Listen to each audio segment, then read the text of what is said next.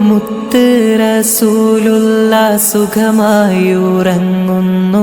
മുഖം കണ്ട് സിദ്ദീഖോർ സന്തുഷ്ടരാകുന്നു. മൂർഖൻ പാമ്പൊന്നുടൻ കാലിൽ കടിക്കുന്നു. മൂർച്ഛിച്ച വേദന സിദ്ദീഖിലേറുന്നു. നബിയെ ഉണർത്തിയില്ല സിദ്ദീഖോരെ, വേദന മാറുന്നില്ല.